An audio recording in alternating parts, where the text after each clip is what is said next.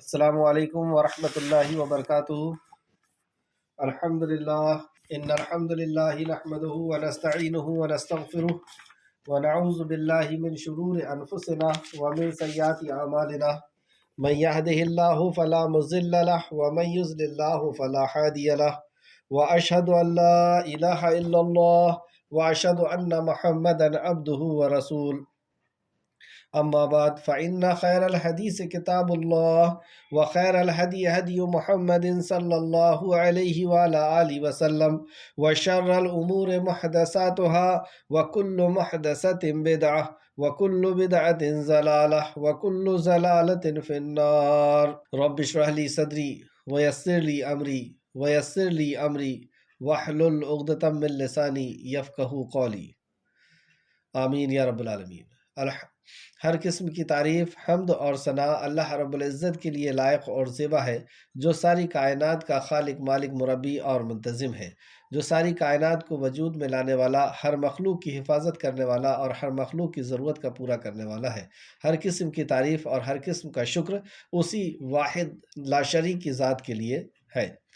درود و سلام ہو انبیاء اکرام پر، خصوصاً نبی مکرم رحمۃ للعالمین امام الانبیاء محمد صلی اللہ علیہ وسلم پر۔ اس مختصر سے درود و سلام کے بعد آج انشاءاللہ تعالی سورہ شورا کی آیت نمبر 30 سے کلاس رہے گی۔ اللہ رب العزت سے دعا ہے کہ اللہ رب العزت ہمیں صحیح معنوں میں قرآن مقدس کو سمجھنے، صحیح معنوں میں یعنی قرآن کو خود قرآن کی روح سے، قرآن کو صحیح احادیث کس کی روح سے، اور قرآن کو صحابہ اکرام کے اقوال اور افعال کی روح سے سمجھنے کی اور اس پر ایمان لانے اور لوگوں تک پہنچانے کی توفیق اور رفیق عطا فرمائے، آمین یا رب العالمین۔ اعوذ باللہ من الشیطان الرجیم، آیت نمبر 30۔ وما اصابکم من مصیبت فبما کسبت ایدیکم ویعفو عن کثیر، اور تمہیں جو بھی مصیبت پہنچتی ہے تو وہ تمہارے اپنے ہی کرتوت کی وجہ سے پہنچتی ہے، اور بہت سی باتوں سے تو وہ درگزر فرماتا ہے۔ تو ہمیں جو بھی مصیبت پہنچتی ہے، جو بھی تکلیف اور پریشانی پہنچتی ہے، وہ ہمارے گناہوں کی وجہ سے پہنچتی ہے، اور سبھی گناہ کی وجہ سے نہیں پہنچتی ہے۔ کئی گناہوں کو تو اللہ رب العزت درگزر کرتا ہے، ان کی سزا نہیں دیتا۔ اب سوال یہ ہوتا ہے کہ دنیا میں چند گناہوں کی سزا اللہ کیوں دیتا ہے؟ وہ تو جنت اور جہنم اللہ رب العزت نے قائم کر چکا ہے، تو جنت مل جائے یا جہنم مل جائے برا انجام کرنے پر، دنیا میں گناہ کا سزا کیوں؟ اور جو بھی ہمارے اوپر پریشانیاں چل رہی ہیں، وہ کیا ساری کی ساری پریشانیاں ہمارے اپنے گناہوں کی وجہ سے ہیں؟ اس تعلق سے قرآن کی چند آیتیں اور دیکھیں۔ یہ تھی سورہ شورا کی آیت نمبر 30، اور سورہ نساء آیت نمبر 79 میں اللہ رب العزت نے فرمایا، اور سورہ روم آیت نمبر 41۔ پہلے سورہ روم آیت نمبر 41 دیکھتے ہیں۔ ظہر الفساد بالبر والبحر، خشکی اور سمندر میں فساد برپا ہو گیا، مطلب خشکی کی جگہ میں، سوکھی جگہ میں اور گیلی جگہ میں یعنی سمندری علاقے میں فساد برپا ہو گیا، یعنی اللہ رب العزت کا غضب اور قہر ٹوٹ پڑا، اللہ رب العزت کی ناراضگی آ گئی۔ کیوں؟ لوگوں کے ہاتھوں کی کمائی کی وجہ سے، لوگوں کے ہاتھوں کی کمائی کی وجہ سے ساری مخلوق پریشان ہو گئی۔ سمندر کے اندر کوئی صرف مسلمان اور انسان تو نہیں رہتا، اور وہ بھی وہاں پر بھی فساد برپا ہو گیا۔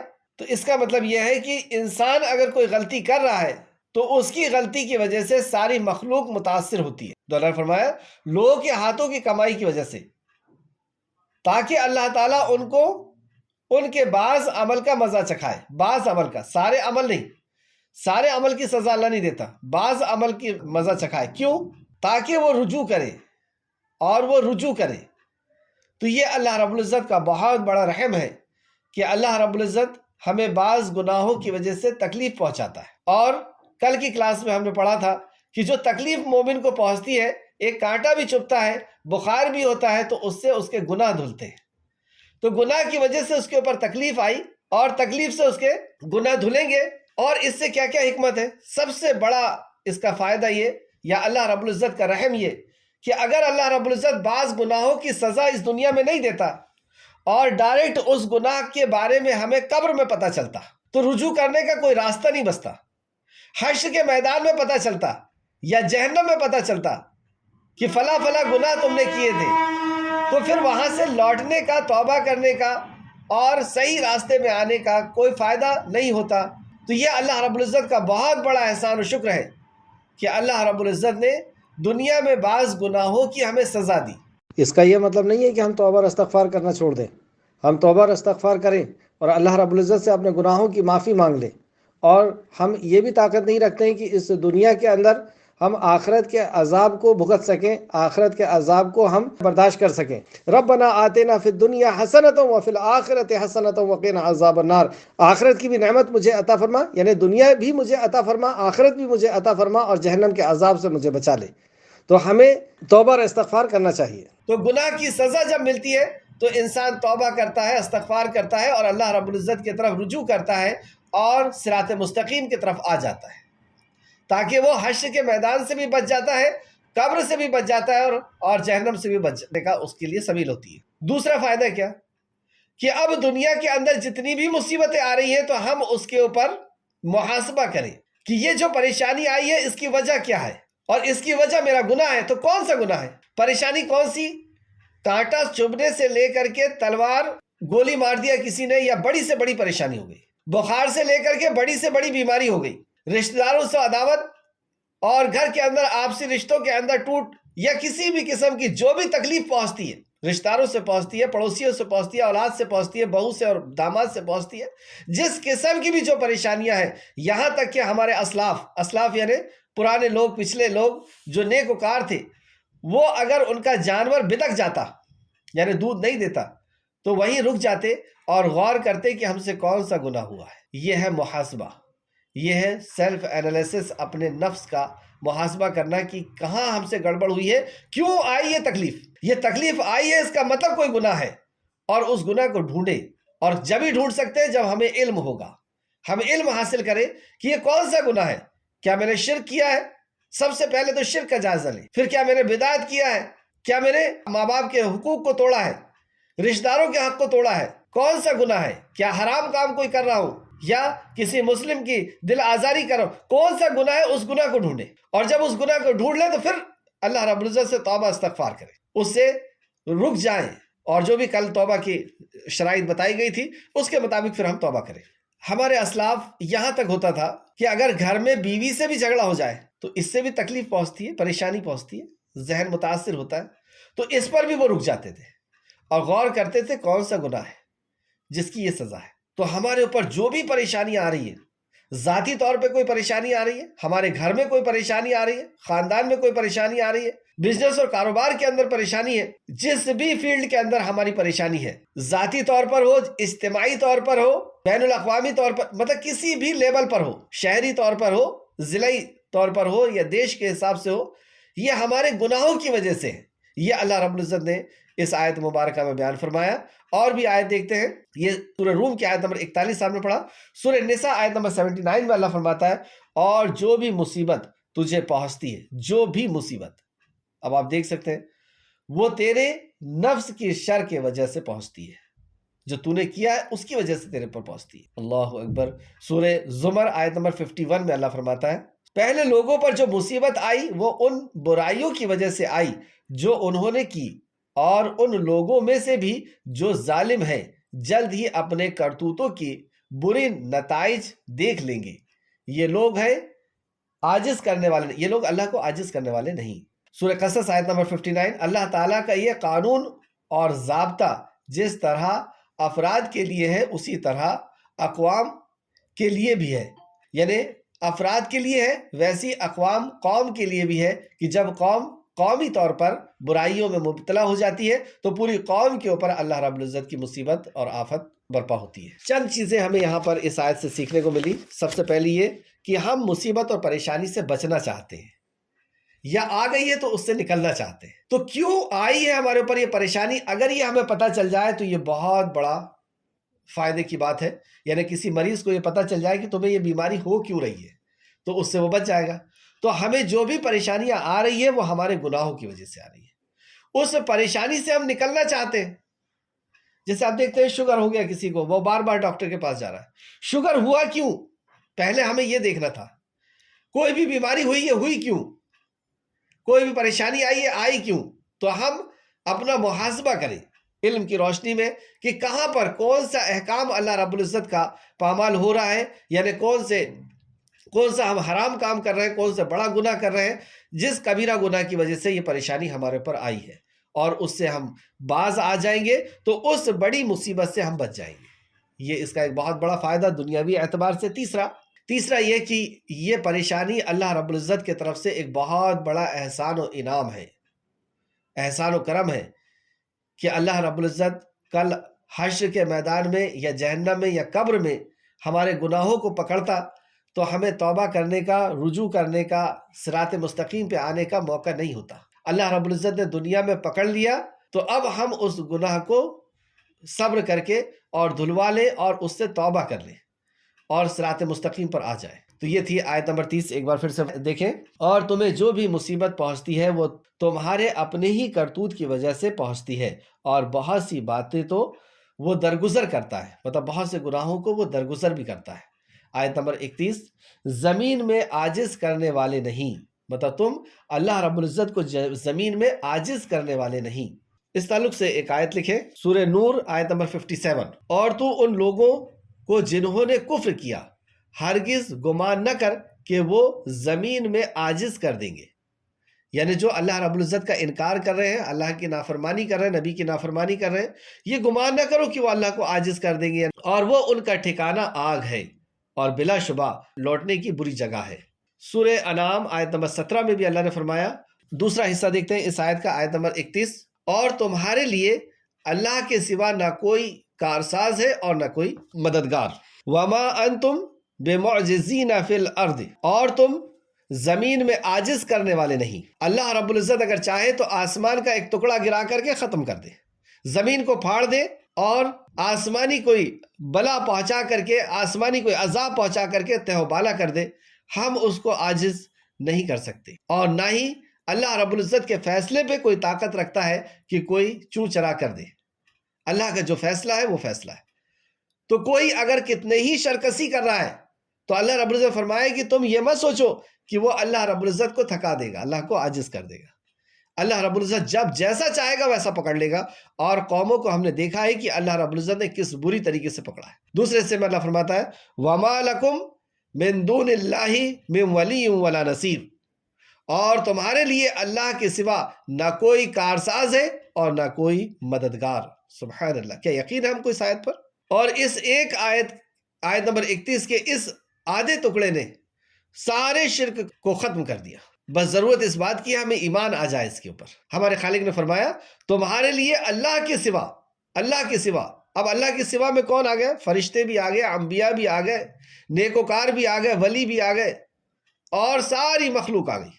اللہ کے سوا وہ خالق ہے اور باقی ساری چیزیں مخلوق ہیں، اور تمہارے لیے اللہ کے سوا نہ کوئی کارساز ہے اور نہ کوئی مدد کرنے والا۔ تو تمہاری مصیبت میں کوئی تمہاری مدد کرنے والا نہیں ہے، کوئی تمہاری بگڑی بنانے والا نہیں ہے، کوئی تمہاری حاجت کو پوری کرنے والا نہیں ہے۔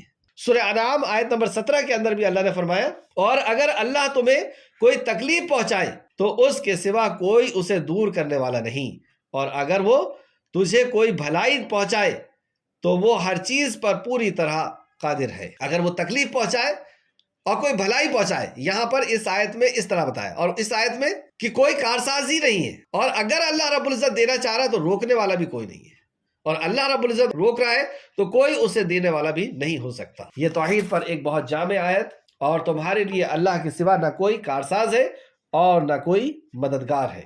اللہ اس پر ہم سب کا ایمان مضبوط کر دے، آمین یا رب العالمین۔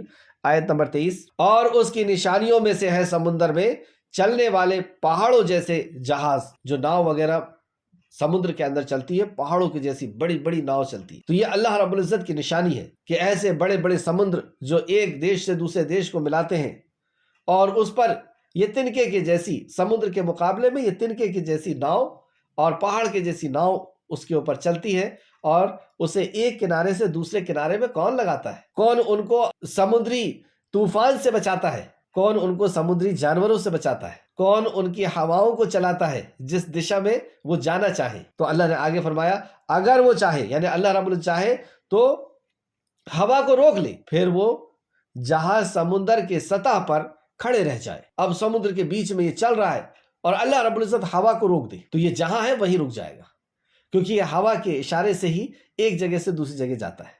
ہوا اگر دائیں اور بائیں ہو جائے تو پھر آفت ہے اس کے لیے، اور ہوا اگر تیزی کے ساتھ آنا شروع ہو جائے تو پھر اس میں طوفان آ جائے گا۔ تو وہ اللہ رب العزت ہے جو انہیں ایک جگہ سے دوسری جگہ لے کر کے جاتا ہے، اور وہ صبر کرتے ہوئے اس میں بیٹھے رہتے ہیں۔ تو اللہ نے فرمایا بلا شبہ اس میں یقیناً ہر صابر و شاکر کے لیے عظیم نشانی ہے۔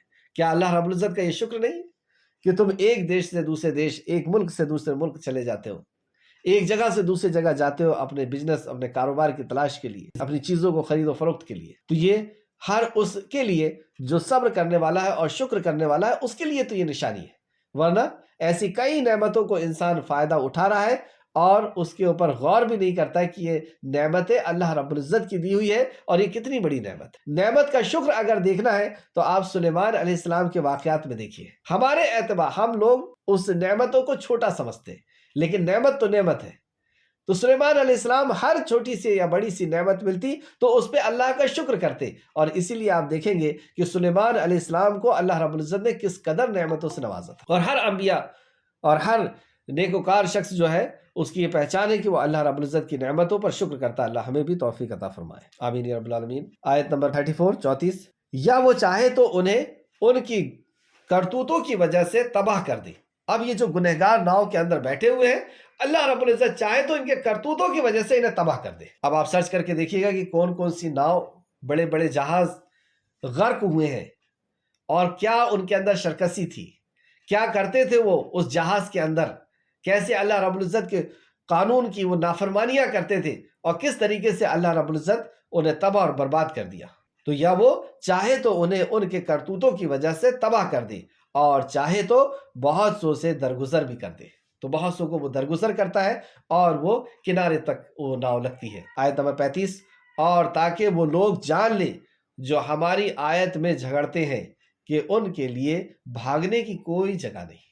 اب یہ جان لے ہر وہ شخص جو اللہ کی آیتوں پر جھگڑتا ہے، یعنی اس پہ عمل سے انکار کرتا ہے اور اس کے حکم کے اوپر وہ نکتہ چینی کرتا ہے، اس کے حکم کے اوپر وہ بحث کرتا ہے، وہ یہ جان لے کہ اللہ رب العزت سے بھاگ کر کے وہ کہیں نہیں جا سکتا۔ وہ جب چاہے گا، جیسا چاہے گا، جہاں چاہے گا، جس وقت چاہے گا، اس وقت دبوچ کر کے رکھ دے گا، اس وقت وہ پکڑ کر کے رکھ۔ تو اللہ رب العزت ہر چیز پر قادر ہے۔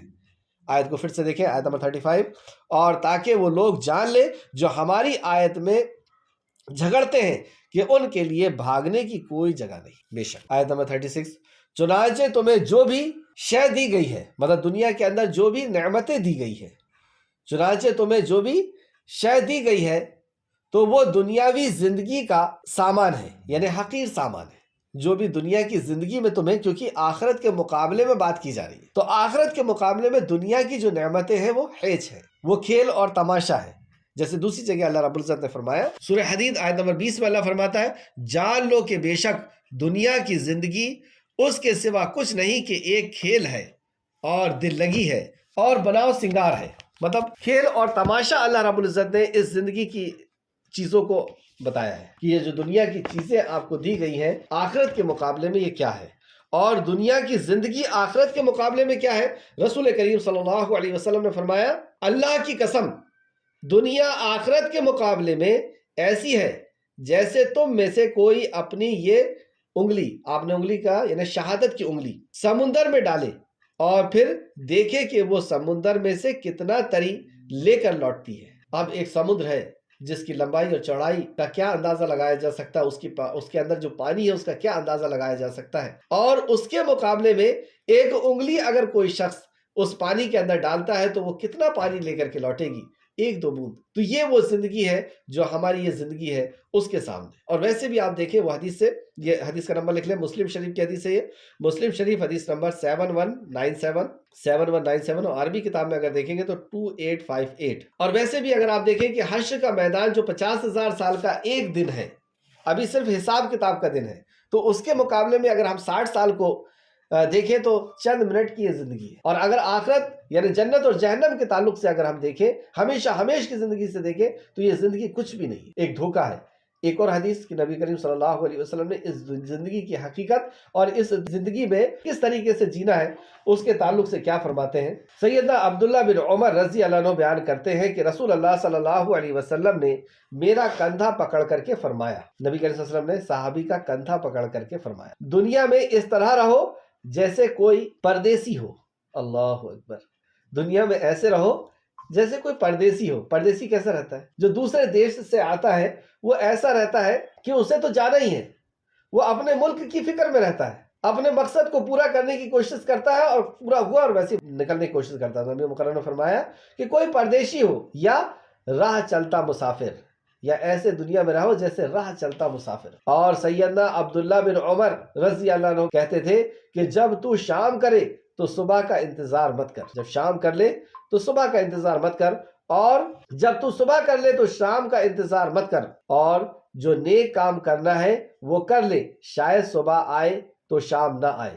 مطلب اس لیے کہ صبح اگر آ گئی ہے تو شام کا انتظار مت کرو، جلدی جلدی نیک کام کر لو، اور شام آ گئی ہے تو پھر صبح کا انتظار مت کرو، جو نیک کام کر سکتے ہو وہ کر لو۔ اور ہمارا حال کیا ہے کہ وہ لوگ یہ نیک کام کر لیں گے پھر میں یہ نیک کام کروں پہلے، جبکہ اللہ رب العزت نے فرمایا کہ یہ کہو کہ میں پہلا مسلم ہوں، میں پہلا تابع فرمان ہوں، تو کوئی بھی نیک کام آئے گا پہلے میں کروں گا، میں انتظار نہیں کروں گا کہ وہ 4 لوگوں کا میں انجام دیکھ لوں پھر اس کے بعد میں کودتا ہوں، نہیں، میرے رب کا حکم ہے، اس میں ہمیں سبقت کرنا ہے، جلد بازی کرنا ہے، کیونکہ صبح اور شام کا کوئی انتظار نہیں، کل کا سورج میرے اوپر طلوع ہوگا یا میری قبر کے اوپر طلوع ہوگا، ہم میں سے کوئی نہیں جانتا۔ اور اپنی صحت کو اپنی بیماری سے پہلے غنیمت جانو، صحت ہے اس کو بیماری سے پہلے غنیمت جانو اور نیک کام کرو، اور اپنی زندگی کو اپنی موت سے پہلے، یہ موت آنے سے پہلے یہ زندگی غنیمت ہے، جتنا ہم کام کر سکتے ہیں کر لیں۔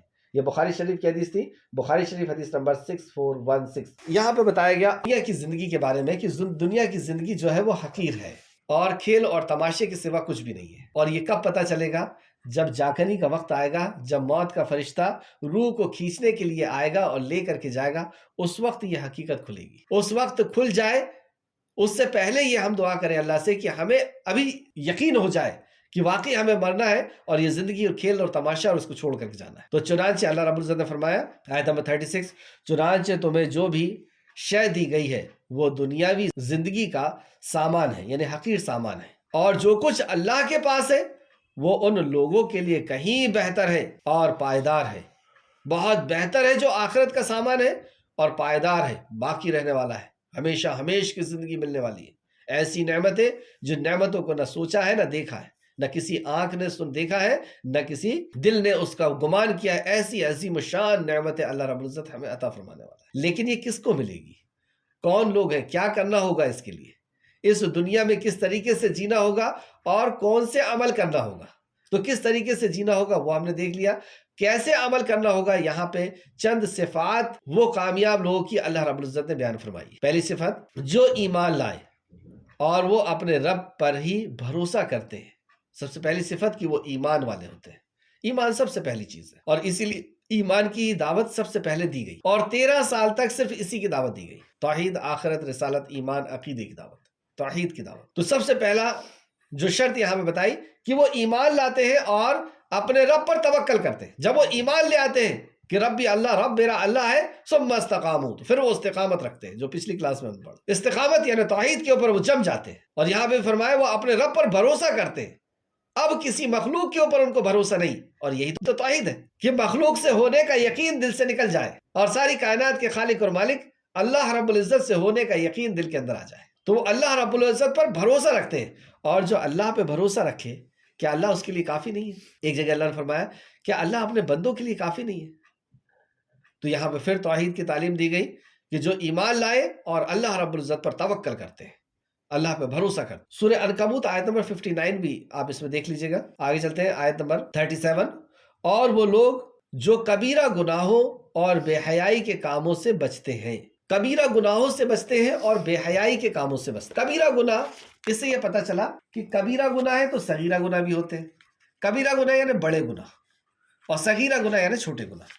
تو کبیرہ گناہ وہ جو صرف توبہ کرنے سے معاف ہوتے ہیں، توبہ کی شرائط کے ساتھ توبہ کی جائے گی تو معاف ہوں گے، اور صغیرہ گناہ وضو کرنے سے، نماز پڑھنے سے، صدقہ اور خیرات کرنے سے، یعنی نیکی کے کام کرنے سے، حج کرنے سے، نیکی کے کام کرنے سے یہ گناہ جو ہے وہ دھلتے ہیں، صغیرہ گناہ، چھوٹے گناہ، لیکن کبیرہ گناہ نہیں دھلتے۔ کبیرہ گناہ کے لیے ہمیں اس کو یاد کر کے اس پہ توبہ کرنا ہوگا، اور توبہ کی شرائط کے ساتھ کہ وہ گناہ چھوٹ جائے جو کل شرائط بتائی گئی۔ تو کبیرہ اور صغیرہ گناہ کے تعلق سے چند آیتیں نوٹ کر لیں۔ سورہ نساء آیت نمبر 31 میں اللہ فرماتا ہے، سورہ نساء آیت نمبر 31، اگر تم ان کبائر سے بچتے رہو گے، یعنی کبیرہ گناہ سے بچتے رہو گے جن سے تمہیں منع کیا گیا ہے۔ تو اس سے پتہ چلا کہ کبیرہ گناہ وہ ہے جس سے منع کیا جاتا ہے، جس سے منع کیا گیا ہے، تو ہم تمہاری برائیوں کو مٹا دیں گے اور تمہیں عزت کی جگہ میں داخل کریں گے۔ پھر سے دیکھیں، اس میں صغیرہ کا بھی ذکر ہے۔ کیسے ہے؟ اگر تم ان کبائر سے بچتے رہو گے جن سے تمہیں منع کیا گیا ہے تو ہم تمہاری برائیوں کو، یہ برائیاں، یہ صغیرہ گناہ، تو ہم تمہاری برائیوں کو مٹا دیں گے، یعنی صغیرہ گناہ کو اللہ مٹا دے گا۔ کب؟ جب ہم کبیرہ گناہ سے بچیں گے، اور تمہیں عزت کی جگہ میں داخل کرے گا، یعنی جنت میں داخل کرے گا۔ تو جنت میں جانے کے لیے ہمیں کبیرہ گناہ سے بچنا پڑے گا، اور ہماری نیکیوں کی وجہ سے اللہ رب العزت صغیرہ گناہوں کو دھو دے گا۔ ایک اور آیت دیکھتے ہیں جو سورہ النجم آیت نمبر 32، نیک لوگوں کے تعلق سے یہاں پر فرمایا گیا کہ نیک لوگ وہ ہیں جو بڑے گناہوں سے اور بے حیائی کے کاموں سے بچتے ہیں، مگر چھوٹے گناہ، یعنی جو چھوٹے گناہ ان سے ہو جاتے ہیں، ان سے سرزد ہو جاتے ہیں، بے شک تیرا رب بڑا غفور، مغفرت فرمانے والا ہے، یعنی بڑا اللہ رب العزت مغفرت فرمانے والا ہے۔ اگر بڑے گناہ سے ہم بچتے ہیں تو چھوٹے گناہوں کو اللہ رب العزت ختم کر دیتا ہے۔ ایک حدیث میں ہے جو مسلم نے روایت کیا ہے، اور طہارت کے باب میں آپ نے اس کو لے کر کے آئے ہیں کہ 5 وقت کی نماز جمعہ کی جمعہ تک اور رمضان سے رمضان تک کے روزے درمیان کے وقفے کے گناہ کا کفارہ بن جاتے ہیں۔ مطلب ایک نماز سے دوسری نماز، ایک جمعہ سے دوسرا جمعہ، ایک رمضان سے دوسرا رمضان، روزے سے دوسرے روزے، یہ گناہوں، اس کے بیچ میں جو گناہ ہوتے ہیں یہ اس کا کفارہ بن جاتے ہیں اگر ان احکام کی ہم پابندی کرتے ہیں۔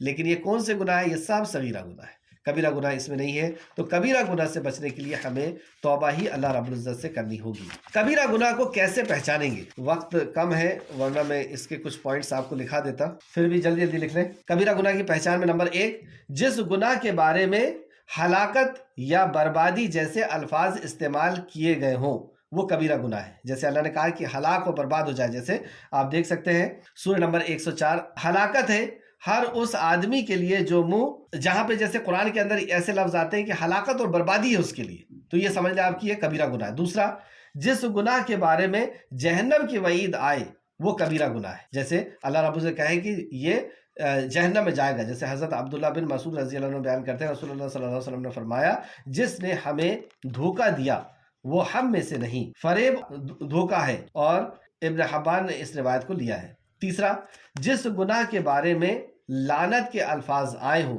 وہ کبیرہ گناہ ہے۔ تیسرا، جس گناہ میں لعنت کے الفاظ آئے ہوں وہ کبیرہ گناہ ہے۔ چوتھا، جس گناہ کے بارے میں اللہ تعالیٰ کی ناراضگی کا اظہار ہو، مثلا اللہ تعالیٰ فلاں کو پاک نہیں کرے گا، یعنی فلاں گناہ والے کو پاک نہیں کرے گا، یا اللہ تعالیٰ فلاں پر نظر رحمت نہیں کرے گا، یا اللہ تعالیٰ فلاں سے کلام نہیں کرے گا، وہ بھی کبیرہ گناہ ہے۔ پانچواں، جس گناہ کے بارے میں وہ ہم میں سے نہیں کہ الفاظ آ جائے وہ بھی کبیرہ گناہ ہے، مطلب کوئی ایسا گناہ جس میں نبی کریم صلی اللہ علیہ وسلم نے یہ کہا کہ وہ ہم میں سے نہیں ہے، یہ بھی کبیرہ گناہ ہے۔ چھٹواں، جس گناہ کے شدید الفاظ میں مذمت کی گئی ہو، مثلا فلاں گناہ دین کی جڑ کاٹ دیتا ہے، وہ کبیرہ گناہ ہے، جیسے یہ عمل کیا اس نے تو دین کی جڑ ہی کو کاٹ دیا، یہ کبیرہ گناہ ہے۔ ساتواں، جس گناہ کے لیے فلاں جنت میں داخل نہیں ہوگا جیسے الفاظ آئے ہوں وہ بھی کبیرہ گناہ ہے۔ آٹھواں، جس گناہ کے بارے میں کفر کی لفظ آئے ہوں، جیسے کسی گناہ کے بارے میں کفر کے لفظ آئے ہوں تو وہ بھی کبیرہ گناہ ہے۔ تو اللہ رب العزت ہمیں صغیرہ اور کبیرہ گناہ کو سمجھنے اور کبیرہ گناہوں سے بچنے کی ہمیں توفیق دے، کیونکہ یہاں پر جو جنت میں جانے والے ہیں ان کی یہ صفت بتائی گئی۔ آیت نمبر 37 پھر سے واپس آئے، اور وہ لوگ جو کبیرہ گناہوں اور بے حیائی کے کاموں سے بچتے ہیں۔ اب یہاں پہ آپ سمجھیں کہ کبیرہ گناہ کو ایک طرف اللہ رب العزت نے بیان فرمایا اور دوسرے طرف بے حیائی کو، اور بے حیائی ہمارے ہاں فیشن ہو گیا ہے، بے حیائی کو بے حیائی نہیں سمجھتے، بچیوں کو برہنہ اور کم کپڑے پہنانا، اور بھی جو بے حیائی کے کام ہیں، مذاق بے حیائی کے جیسے کرنا۔ آگے دیکھیں، اور جب غصہ آئے تو اسے معاف کر دیتے ہیں۔ پہلی صفت کیا تھی؟ ایمان لاتے ہیں، دوسری اس ایمان پر قائم رہتے ہیں، یعنی توحید پر قائم رہتے ہیں، اللہ پر بھروسہ رکھتے ہیں، توکل رکھتے ہیں، اور وہ لوگ جو کبیرہ گناہ سے بچتے ہیں اور بے حیائی کے کاموں سے بھی بچتے ہیں، اور وہ جو غصے کے وقت اسے معاف کر دیتے ہیں، اگر غصہ آتا ہے تو اس کو معاف کر دیتے ہیں، اور وہ لوگ جنہوں نے اپنے رب کے حکم کو مانا، جو اللہ رب العزت کے حدود کی پابندی کرتے ہیں، اللہ کے حکم کو مانتے ہیں اور نماز قائم کرتے ہیں۔ یہ نماز عبادت ایک عظیم عبادت ہے اللہ رب العزت کی، اور ان کا ہر کام باہم مشورے سے ہوتا ہے۔ تو وہ جو بھی کام کرتے ہیں، جیسے آپ دیکھ سکتے ہیں سورہ آل عمران آیت نمبر 159 میں بھی اللہ رب العزت نے فرمایا ہے، اور اپنے کاموں میں ان سے مشورہ کیا کرو۔ تو اللہ رب العزت نے یہ حکم دیا ہے کہ اپنے کاموں میں ان سے مشورہ کیا کرو۔ تو آپ دیکھیں گے کہ نبی کریم صلی اللہ علیہ وسلم جب جہاد وغیرہ کے لیے جایا کرتے تھے، یا دین کا کوئی اہم کام ہوتا تھا جیسے اذان وغیرہ دینا ہے یا اس قسم کے جو بھی معاملے ہوتے تھے، تو اپنے صحابہ سے وہ مشورہ کیا کرتے تھے۔ مشورے کی ایک بہت بڑی حکمت یہ بھی ہے کہ مشورے میں تو اللہ نے خیر رکھا ہی ہے، لیکن جو ہمارا مخالف ہے، جیسے منافقوں کو بھی نبی کریم صلی اللہ علیہ وسلم مشورے میں رکھا کرتے تھے، تو منافق یعنی جو مخالف ہے وہ بھی پھر اختلاف نہیں کرتا ہے، اور بھی بہت ساری اس میں حکمت ہے مشورے میں۔ تو اللہ رب العزت کا حکم ہے کہ ہم جو بھی دین کا کام کریں اور دین کو لوگوں تک پہنچانے کا کام کریں، تو جو لوگ ساتھ میں کام کر رہے ہیں ان کے ساتھ مل کر کے کام کریں، کیونکہ جب مشورہ کریں گے تو ہم لوگ مل جائیں گے، اور جب مل کر کے کام کریں گے تو کام زیادہ اچھا ہوگا۔ اس طریقے سے عمر رضی اللہ عنہ پر خنجر کے وار ہوئے، بعد جب آپ نے وفات کا وقت آ گیا، حضرت عمر فاروق رضی اللہ عنہ جب خلیفہ وقت تھے، اور ان کے اوپر خنجر سے جب وار ہوا اور آپ کی جاکری کا وقت آ گیا، یعنی آپ کا اس دنیا سے رخصت ہونے کا وقت آ گیا، تو آپ نے حضرت عثمان رضی اللہ عنہ، حضرت علی رضی اللہ عنہ، حضرت طلحہ، حضرت زبیر، حضرت سعد اور عبد الرحمن بن عوف رضی اللہ عنہ کو بلایا، اور ان پر مشتمل 6 افراد کی ایک مشورہ کمیٹی بنائی اور اختیار سونپ دیا، تاکہ آپ کے بعد وہ مسلمانوں کی خلیفہ کا فیصلہ کریں۔ یہ دیکھیں آپ کہ جب اس دنیا سے جا بھی رہے تو اس وقت بھی مشورے کی اس قدر اہمیت کا آپ نے بتا دیا کہ 6 لوگوں کی ایک کمیٹی بنائی جو باشعور لوگ تھے، جو صحابہ اکرام تھے، ذلیل القدر صحابہ اکرام تھے، تو ان کے بیچ میں آپ نے طے کیا کہ یہ لوگ طے کریں گے کہ آگے والا خلیفہ کون ہوگا، اور پھر آپس میں مشورے کے ساتھ میں حضرت عثمان غنی رضی اللہ عنہ کو خلیفہ وقت بنایا گیا۔ تو مشورے کی اہمیت بھی یہاں پہ بتائی گئی کہ یہ وہ لوگ ہیں جو آپس میں دینی کام جب کرتے ہیں تو مشورہ کر کے کرتے ہیں۔ اور مشورے کی حکمت کیا ہے؟ جیسے کوئی بھی اہم ہم کام کر رہے ہیں تو اللہ رب العزت سے استخارہ بھی کریں اور پھر مشورہ کریں، تو مشورہ اس سے کریں جو اس فیلڈ کا نالج رکھتا ہے، اس فیلڈ کا جو ہے وہ ماہر ہے اور دیندار شخص ہے، تو ان کا ہر کام مشورے سے ہوتا ہے، اور ہم نے انہیں جو کچھ دیا ہے وہ اس میں سے خرچ کرتے ہیں۔ جو کچھ دیا ہے، علم دیا ہے، طاقت دیا ہے، صلاحیت دیا ہے، زبان دیا ہے، جو کچھ بھی اللہ رب العزت نے دیا ہے اس میں سے وہ خرچ کرتے ہیں، مال و دولت دیا ہے اس کو خرچ کرتے ہیں۔ اور وہ لوگ کہ جب ان پر ظلم و زیادتی ہو تو وہ بس بدلہ لیتے ہیں۔ اگر ظلم ذاتی ہو، کیونکہ اس کے اندر بھی حکمت ہے، اگر ظلم اور ذاتی کا بدلہ نہ لیا جائے تو ظلم اور ذاتی ختم نہیں ہوگی، قصاص کا یہی فائدہ ہے، لیکن اپنی ذات کے لیے قصاص نہیں، اپنی ذات کے لیے بدلہ نہیں۔ جیسے نبی کریم صلی اللہ علیہ وسلم کے تعلق سے سیدہ عائشہ رضی اللہ عنہ بیان کرتی ہیں کہ اللہ کی قسم آپ صلی اللہ علیہ وسلم نے اپنی ذات کے لیے کبھی کسی سے انتقام نہیں لیا۔ اللہ اکبر۔ جب بھی کوئی معاملہ پیش آتا، البتہ جب اللہ کی حرمتوں کو توڑا جاتا، یعنی اللہ کے قانون کو توڑا جاتا، تو آپ صلی اللہ علیہ وسلم اللہ کے لیے بدلہ لیتے تھے۔ بخاری شریف حدیث نمبر 6786۔ آگے دیکھتے ہیں آیت نمبر 40، اور برائی کا بدلہ ویسا ہی برائی ہے، یعنی جتنی اس نے برائی کیا ہے اتنی ہی ہم اس کو بدلہ دے سکتے ہیں۔ جیسے آپ دیکھ سکتے ہیں سورہ بقرہ آیت نمبر 194 میں اللہ رب العزت نے فرمایا، پس اگر کوئی تم پر زیادتی کرے تو جیسی زیادتی وہ تم پر کرے ویسی ہی تم اس پر کرو، اتنا اس نے کیا ہے اتنا ہی کر سکتے ہو۔ تو سورہ نحل آیت نمبر 126 کے اندر اللہ فرماتا ہے، اور اگر تم ان کو تکلیف دینا چاہو تو اتنی ہی دو جتنی تکلیف تم کو اس نے پہنچائی ہے۔ یہ حکمت ہے کہ اس سے کرائم جو ہے وہ ختم ہوگا، رکے گا، کہ تکلیف اگر دی جائے گی تو۔ لیکن اگر کوئی معاف کر دے، جیسے اس آیت کے اندر آیا ہے کہ معاف بھی کیا جا سکتا ہے، تو معاف کے تعلق سے ہم دیکھتے ہیں، پھر جو معاف کر دے اور صلح کر لے، معاف کر دے اور آپس میں کمپرومائز کر لیا، اس نے صلح کر لے، تو اس کا اجر اللہ کے ذمے ہے۔ اللہ اکبر۔ جس کا اجر اللہ نے یہ کہہ دیا کہ میرے ذمے ہے، تو اللہ کیا دے گا؟ اللہ ہی بہتر جانتا۔ وہ تو ایسے خزانے کا مالک ہے کہ جس خزانے کے اندر کوئی کمی نہیں. وہ جب سے دنیا بنی ہے، جب سے اپنی مخلوق کے اوپر خرچ کر رہا ہے، لیکن اس کے خزانے میں کوئی کمی نہیں آئی. تو اللہ رب العزت نے جو معاف کر دیتا ہے اس کے لیے یہ بات کہا کہ میرے ذمے ہے اس کا اجر دینا. بلا شبہ اللہ ظالموں کو پسند نہیں کرتا. ایک اور آیت دیکھ سکتے ہیں سورہ مائدہ آیت نمبر 45 میں اللہ فرماتا ہے، سورہ مائدہ آیت نمبر 45، اور سب زخموں کا اسی طرح بدلہ ہے. جتنا زخم دیا گیا اتنا آپ بدلہ لے سکتے ہیں، لیکن جو شخص بدلہ معاف کر دے وہ اس کے لیے کفارہ ہوگا. وہ اس کے لیے کفارہ ہوگا. ایک حدیث جو امام مسلم نے لے کر کے آئے ہیں، رسول اللہ صلی اللہ علیہ وسلم نے فرمایا، اور اللہ تعالیٰ معاف کر دینے سے بندے کی عزت ہی میں اضافہ کرتا ہے. تو معاف اگر ہم کسی کو کرتے ہیں تو اس کے ذریعے سے اللہ رب العزت عزت میں اضافہ کرتا ہے. آیت نمبر 41، اور البتہ جو شخص اپنے مظلوم ہونے کے بعد بدلہ لے تو ایسے لوگوں پر کوئی ملامت کی راہ نہیں.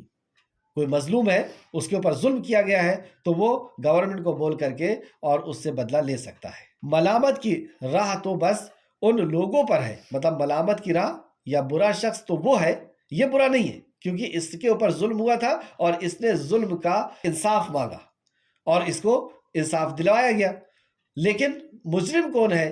ملامت کس کے اوپر کی جائے گی؟ آیت نمبر 42 میں اللہ فرماتا ہے، راہ تو بس ان لوگوں پر ہے جو لوگوں پر ظلم کرتے اور زمین میں ناحق سرکشی کرتے ہیں.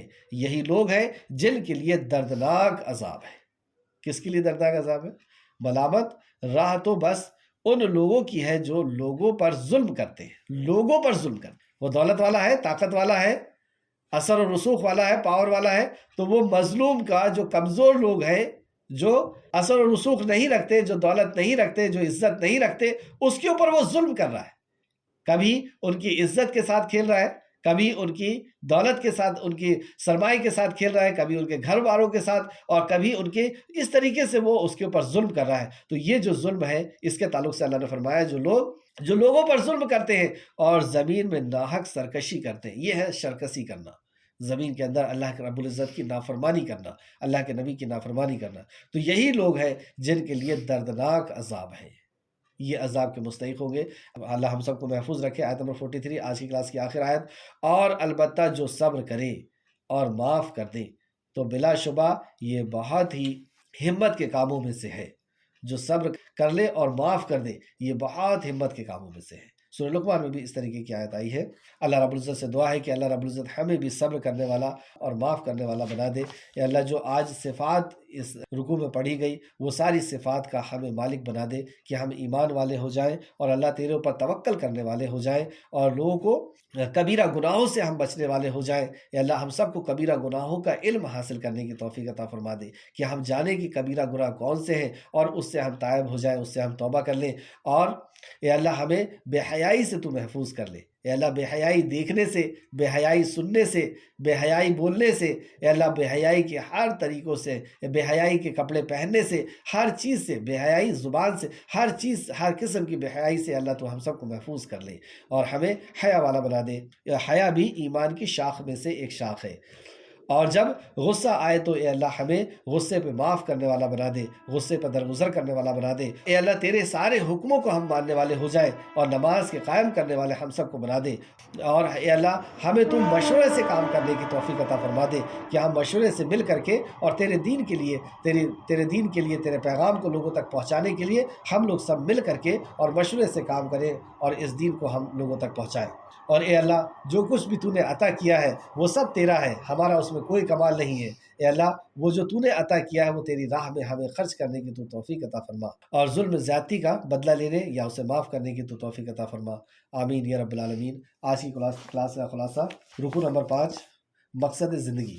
آیت نمبر 33 میں ہمیں پتہ چلا اللہ کی نشانیوں پر غور و فکر کرنا ہے، کیونکہ اللہ کی نشانیوں پر ہی غور و فکر کر کے ہم اللہ کی معرفت کو حاصل کرتے ہیں، اللہ کی توحید کو حاصل کرتے ہیں اور توحید ہی ہماری زندگی کا مقصد ہے. اللہ ہمارا رب ہے. آج کی جو آیتیں پڑھی گئیں اس میں اللہ رب العزت کے تعلق سے کیا ہمیں معلومات ہوئی؟ نمبر 1، اللہ تعالیٰ بہت سے قصوروں سے درگزر کرتا ہے. مطلب ہمیں جو تکلیف پہنچ رہی ہے، اور ہم دیکھ سکتے ہیں کہ ہر فیلڈ کے اندر ہم لوگ کتنے پچھڑے ہوئے ہیں.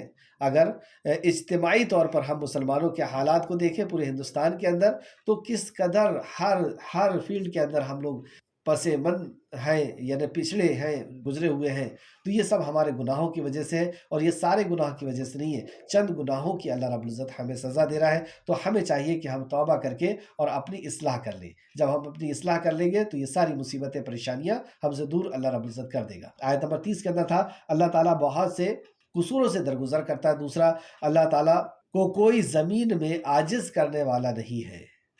آیت نمبر 31 کے، کوئی کتنا بھی بڑا آدمی ہمیں کیوں نہ نظر آئے، وہ اللہ کو عاجز نہیں کر سکتا۔ اللہ جب چاہے گا، جیسا چاہے گا، اسے پکڑ لے گا۔ تیسرا، تمہارے لیے اللہ تعالیٰ کے سوا نہ کوئی حامی ہے اور نہ کوئی مددگار، نہ کوئی حامی ہے، نہ کوئی مددگار، نہ کوئی تمہاری مشکل کشائی کر سکتا ہے، نہ حاجت روائی کر سکتا ہے۔ یہ بہت ہی جامع آیت نمبر 31 جو ہمیں قرآن مقدس کے اندر ملی۔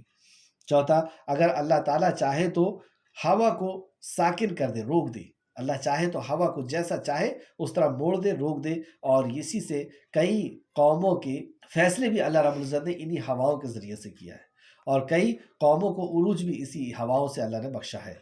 تو آیت نمبر 36 کی روشنی میں پانچواں، جو اللہ تعالیٰ کے پاس ہے وہ بہت ہے اور باقی رہنے والا ہے۔ مطلب دنیا کی جو پیچھے ہم لگے ہوئے ہیں، آخرت میں جو ہے اللہ کے پاس جو ہے وہ بہت ہے اور باقی رہنے والا ہے۔ آیت نمبر 36 کی روشنی میں چھٹواں، اللہ تعالیٰ کے پاس جو کچھ ہے وہ ایمان والوں کے لیے ہے۔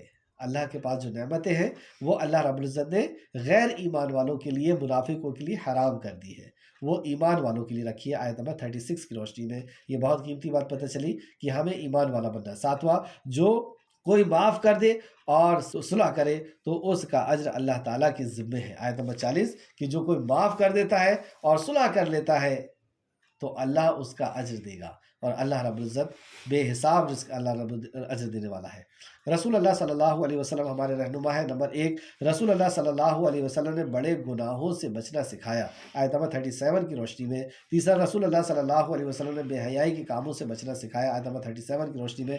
چوتھا، رسول اللہ صلی اللہ علیہ وسلم نے رب کی پکار پر لبیک کہنا سکھایا۔ آیت نمبر 38 کی روشنی میں۔ پانچواں، رسول اللہ صلی اللہ علیہ وسلم نے رب پر توکل کرنا سکھایا، یقین کرنا۔ آیت نمبر 36 کی روشنی میں۔ چھٹواں، رسول اللہ صلی اللہ علیہ وسلم نے صبر کرنا سکھایا۔ آیت نمبر 43 کی روشنی میں۔ صبر کرنا، جیسے صحابہ کو نبی کریم صلی اللہ علیہ وسلم نے کہا کہ تمہارے سے پہلے جو قومیں گزر چکی ہیں، جو اس ٹائم کے جو مومن تھے، تو جو غیر مومن تھے ان کو گڈھا کھود کر کے گڑاتے تھے اور آری سے کاٹ دیا کرتے تھے، ان کے 2 ٹکڑے کر دیا کرتے تھے، اور لوہے کی کنگھی سے ان کے ہڈیوں سے گوشت کو الگ کر دیا کرتے تھے۔ صبر کرو، یہ دین قائم ہو کر کے رہے گا، امن اور امان قائم ہو کر کے رہے گا۔ تو نبی کریم صلی اللہ علیہ وسلم نے صبر کرنا سکھایا۔ ساتواں، رسول اللہ صلی اللہ علیہ وسلم نے درگزر کرنا سکھایا۔ درگزر کرنا سکھایا، جیسے آپ دیکھ سکتے ہیں جب فتح مکہ ہوا تو فتح مکہ کے وقت میں مکہ کے جو لوگ تھے وہ بہت زیادہ سہمے ہوئے تھے کہ آج ہمارے اوپر بہت بڑی سزا دی جائے گی، کیونکہ ہم نے 13 سال تک مسلمانوں کو پریشان کیے ہیں، ان کو لوٹے ہیں، ان کو مارے ہیں، ان کو نکالے ہیں، ان کو جلائے ہیں، ان کو پھاڑے ہیں، لیکن نبی کریم صلی اللہ علیہ وسلم نے سب کو معاف کر دیا۔ بجلی کو پکڑ کر کے کھڑے ہوئے اور کہا جس طرح میرے بھائی یوسف نے معاف کیا تھا اپنے بھائیوں کو، میں تم سب کو معاف کرتا ہوں۔ تو نبی مکرم نے درگزر کرنا سکھایا، جس کے نتیجے میں کئی لوگ اسلام کے اندر داخل ہوئے۔ تو سورہ شورى آیت نمبر 43 کی روشنی میں۔ آٹھواں، رسول اللہ صلی اللہ علیہ وسلم نے آپس میں معاملات میں مشورہ کرنا سکھایا۔ نبی مکرم نے آپس کے معاملات میں مشورہ کرنا سکھایا، خود صحابہ کو لے کر کے مشورہ کرتے تھے، جبکہ نبی کریم صلی اللہ علیہ وسلم کو مشورے کی ضرورت ہے، آپ کو اس مشورے کی ضرورت نہیں ہے۔ آپ کے اوپر تو اللہ رب العزت کی طرف سے وحی نازل ہوتی تھی، لیکن یہ ایک سسٹم اللہ رب العزت نے بتا دیا کہ اس طریقے سے آپ لوگ آپس میں مل کر کے کام کریں۔ نواں، رسول اللہ صلی اللہ علیہ وسلم نے اللہ تعالیٰ کی راہ میں خرچ کرنا سکھایا۔ آیت نمبر 38 کی روشنی میں۔ کامیاب لوگوں کے رویے، کامیاب لوگ کون سے تھے؟